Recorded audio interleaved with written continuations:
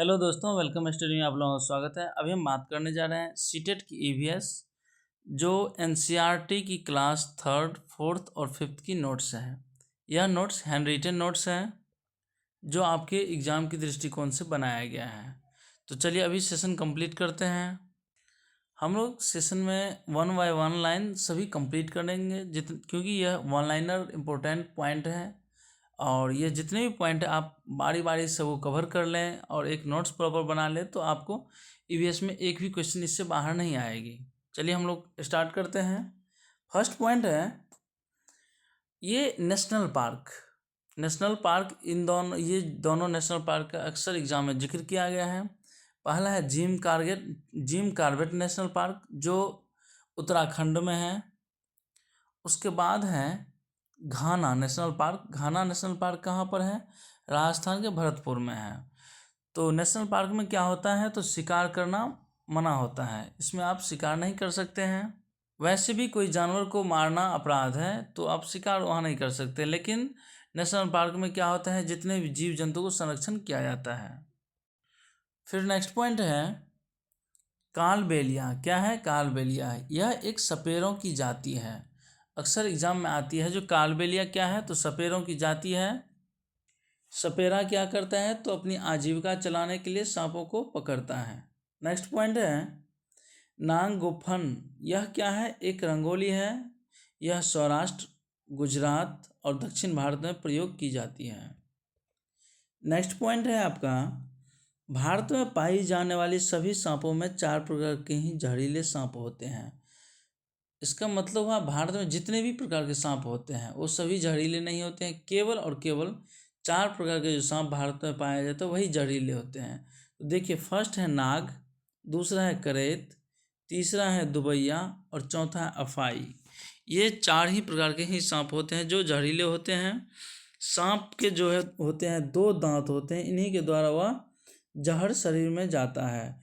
2 दांत आप देखे होंगे इस प्रकार होती है, जो कभी भी इसी दोनों दांत से क्या करता है वो सांप बाइट करता है, जिससे क्या होती है वो जहर हमारे शरीर में या जो भी मतलब होता है इंसान के शरीर में जहर फैल जाती है। जहर के असर को कम करने हेतु क्या किया जाता है, एक सीरम दिया जाता है जो दवा के रूप में काम करती है। और वो जो सीरम होती है ना उस सांप के जहर से ही बनाया जाता है। नेक्स्ट पॉइंट है निफेंथिस पौधा। यह एग्जाम में अक्सर आती है ईवीएस में, जिसको कहा जाता है पीचर प्लांट या घरा पौधा। आप देखे होंगे इस प्रकार का एक वो होता है, यह इस प्रकार की होती है एक घरा टाइप की। और उसमें क्या होता है कोई भी जीव जंतु जब आती है, छोटी छोटी कीड़े आती है, घरा में आया तो उसका क्या होता है उसमें फंस जाता है। उसके बाद ये ढक्कन बंद हो जाती है। ढक्कन बंद होने के बाद क्या होती है उसके अंदर वो ये जो पीचर प्लांट होती है उसको अपना आहार बना लेती है। यह बहुत क्लेवर प्लांट होती है, चालाक पौधा होती है, जिसको हम लोग पीचर प्लांट या घरा पौधा कहते हैं। इसको नेपथिन्स पौधा भी कहा जाता है। यह कहाँ कहाँ पाई जाती है तो ऑस्ट्रेलिया में, इंडोनेशिया में और भारत के मेघालय क्षेत्र में यह पाया जाता है। उसके बाद देखिए इसमें कीड़े मकोड़े व छोटे जीवों का शिकार किया जाता है। एक पॉइंट यहाँ से अक्सर आती है हरी मिर्च कौन सी देश से भारत लाया गया था? चूँकि ये इंडिया का नहीं है, इसे दूसरी जगह से लाया गया था, उसके बाद इंडिया में इसका प्रोडक्शन स्टार्ट हुआ। तो देखिए दक्षिण अमेरिका से क्या है तो भारत लाए गए थे हरी मिर्च को पुर्तगाली के द्वारा। उसके बाद टमाटर, आलू भी। फिर है नेक्स्ट है कॉफ़ी, भिंडी, ये कहाँ से लाया गया था? अफ्रीका से। बंद गोभी या मटर कहाँ से लाया गया था? यूरोप से। और सोयाबीन कहाँ से लाया गया था तो चीन से। नेक्स्ट पॉइंट है अल्बेरोनी क्या है तो कहाँ से आया था? ये उज्बेकिस्तान से आया था, भारत आया था। उसके बाद है घड़सीसर तालाब क्या है? यह जैसलमेर के राजा घड़सी ने बनवाया था। बस यही पॉइंट है। नेक्स्ट पॉइंट है मृत सागर की खासियत है इसमें जो लोग तैरने के लिए आते हैं तो डूबते ही नहीं हैं, क्योंकि इसमें डेंसिटी अधिक होती है, घनत्व अधिक होती है, इसलिए लोग उसमें डूबते नहीं हैं।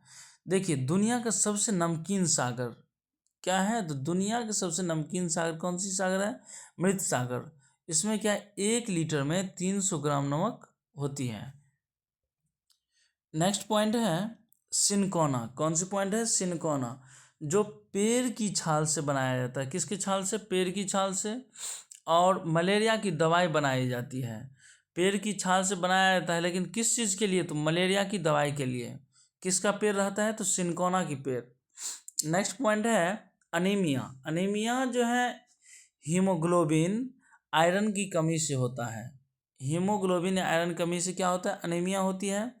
इसका उपाय क्या है, तो गुड़, आंवला और हरी पत्तेदार सब्जी जैसे पालक सब है, ये सब सब्जी साग सब्जी जितने खाया जाता है, तो या गुड़ आंवला खाया जाता है। पालक उसमें क्या होती है, हीमोग्लोबिन की मात्रा बहुत अधिक रहती है।